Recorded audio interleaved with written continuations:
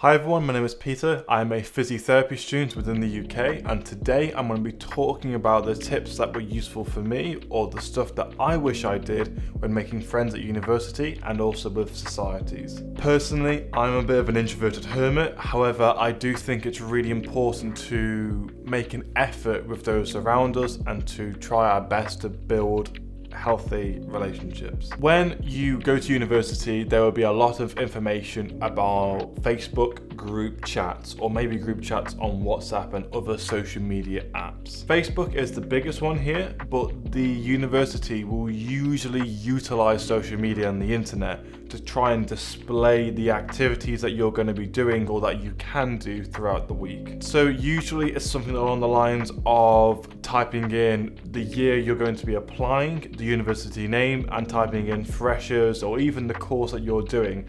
And there will probably be some kind of group chat you can join so you have some guidance on what is available in your freshers week. If you don't do this, you might miss out on a certain activity that you might really enjoy, and you might also miss out on making a friend at university. Next point is the second you move to your accommodation, whether it's a house, halls, flat, whatever, get a doorstop and wedge that underneath your door. If you leave your door locked and closed, it shows that you don't want to speak to anyone, you want to be left alone. Or even it shows that you haven't even moved in yet. When you are, you're just being a little hermit in your room. Alternatively, if you have a doorstop propping open your door, that shows that you're like, hey, you're inviting, I want to speak to you, I want to say hi. It's so much more welcoming when your door's open like that, and it would lead people to be much more likely to approach you when they're moving in. Next, try taking it a step further. When you have the doorstop underneath the door, your door's propped open and they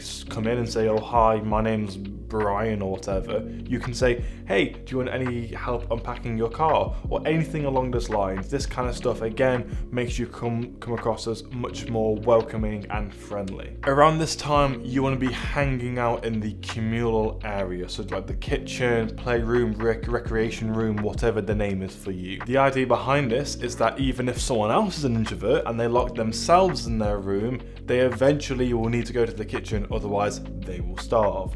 So if they eventually go to the kitchen and you're like, oh hi, how are you? Not like Vsauce, because that's a little bit strange, but just again, you're just increasing the frequency of how often you're around your flatmates or housemates or whatever. Next, and this is the big one, is go to the societies. So there are society taster sessions. It might be called a different thing, but that's what it was called for us.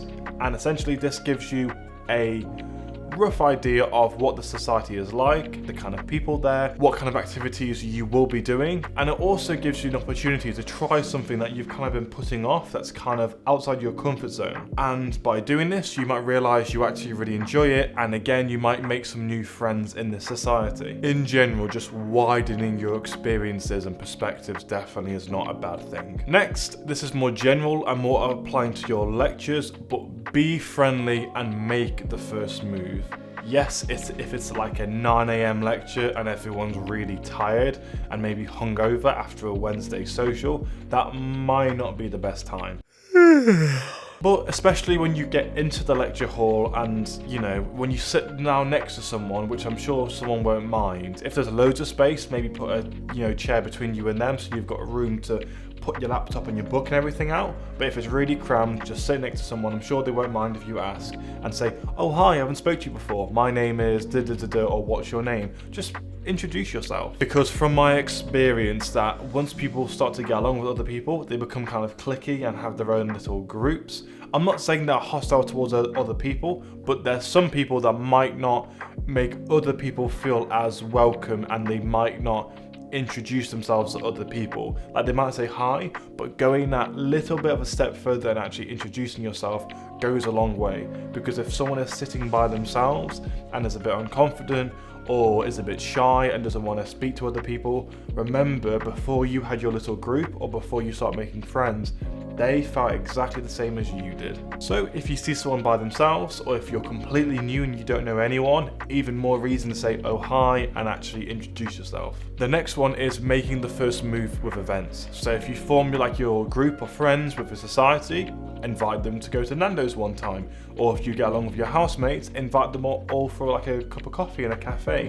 Whatever it is, make the first move of organising stuff. No one really, or should I say rarely, people like to make the first move. Yes, there will be times when they're just really busy or they're not feeling it that day. That's fine, don't take it personally, but just in general, making the first move with organising stuff I think is a good thing. Next thing I want to say is bringing board games, but also drinking games. Now this is kind of skewed depending on how much of an introvert you are and how much you like clubbing, but even like if you're like an extrovert and you like going out quite a lot, if you bring some drinking games or even like a deck of cards, for example, so you can play Ring of Fire. If you don't know what it is, research that online, because you'll probably be playing that in your freshers week or sometime throughout your university degree. Or if you haven't got cards, maybe ask everyone to download an app called Psych on their phone, and I'll try and put out the icon around the video as well. But just being more prepared from the social point of view, it's a lot better for pre's before you go on a night out and just socializing in general. If anyone is watching this video who knows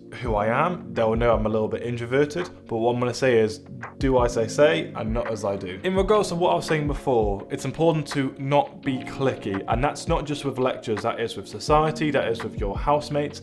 Be inclusive, actually include other people in your conversations and in your events that you plan. If you really don't get along with someone and you think they're very hostile and toxic, yeah, of course, have distance with that person.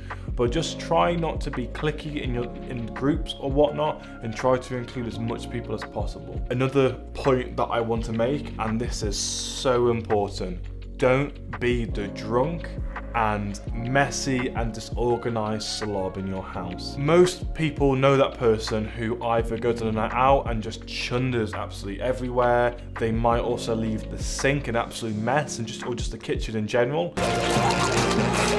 Don't be this person. Respect the communal space in which everyone lives in, not just yourself.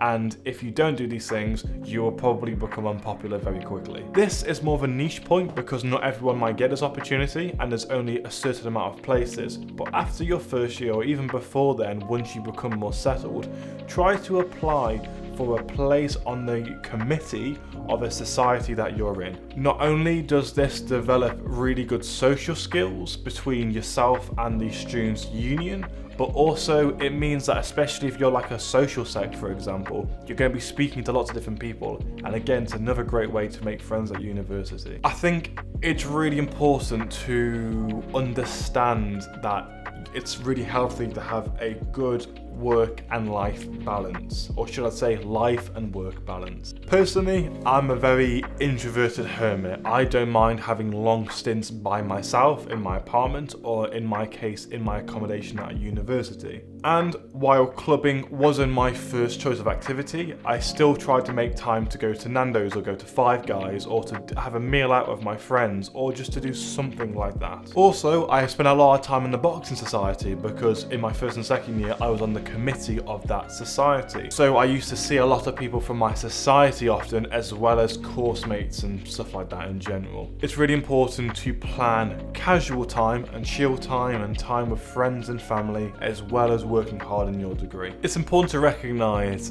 that the people you make friends with at university might be your friends literally for life.